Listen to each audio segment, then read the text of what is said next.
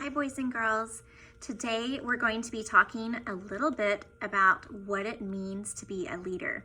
So I have a book to help us learn that lesson, and it's called The Smallest Girl in the Smallest Grade. So we're going to read to find out how the smallest girl in the smallest grade turns out to be a leader.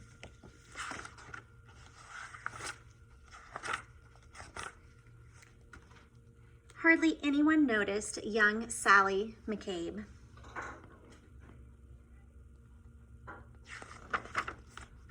She was the smallest girl in the smallest grade.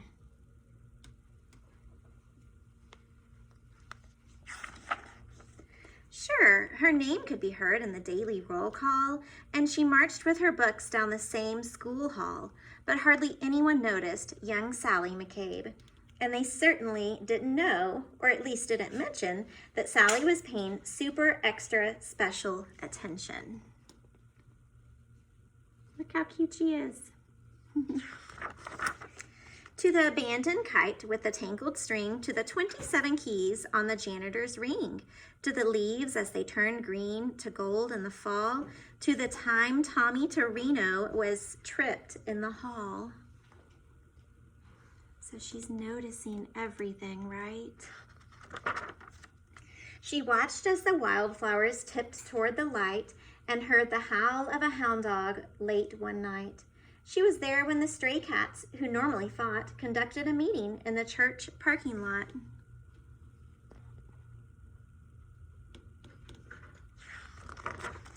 She saw Kevin McCoon get pushed off a slide and the oncoming tears that he wanted to hide. That's not very nice, is it? Someone pushed him. And she'll never forget that parent-teacher day when Billy's much larger father suddenly dragged him away.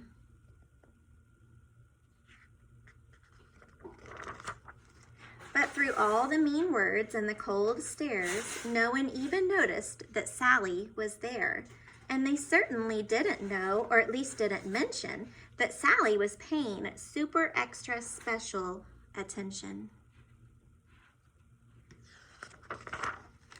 She'd seen how a whisper could make someone cower, like a bulldozer crushing through fields of wildflowers, and it kept piling up, this discarded debris, those beautiful kites tangled in trees.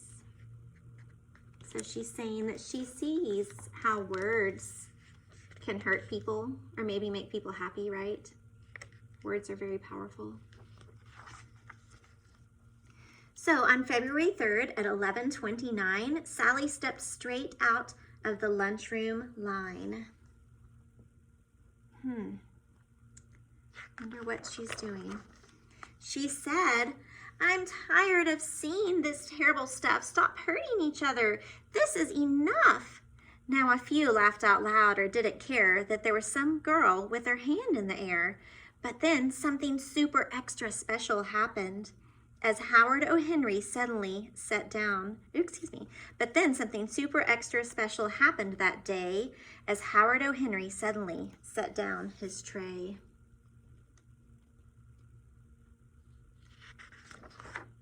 Like waves rolling in one after another, first Molly rose up, then Michael's twin brother. It was Tyrone and Terrence, then Amanda and Paul, who pushed out their chairs and stretched their arms tall.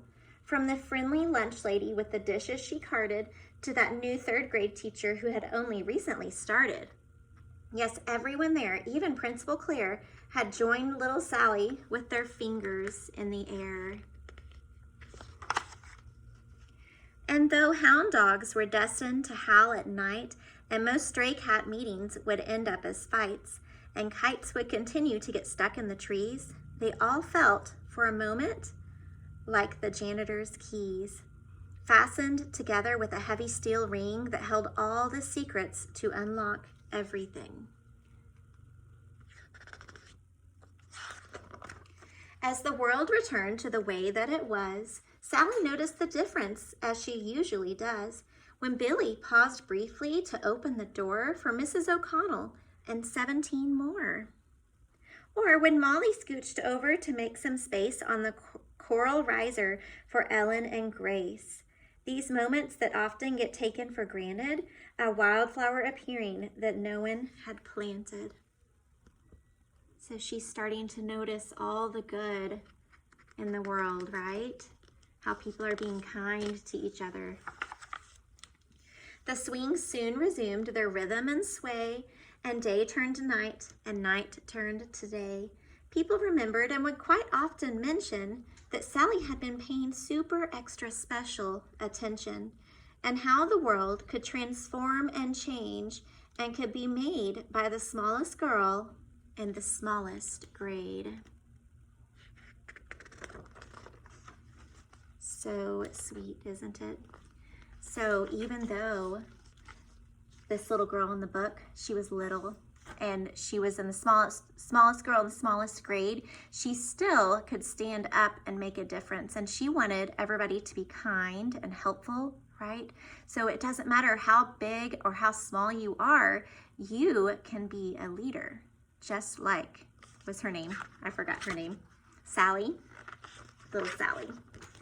So in your book today, your job is to think about some leaders that you might know, maybe some leaders in your community, okay?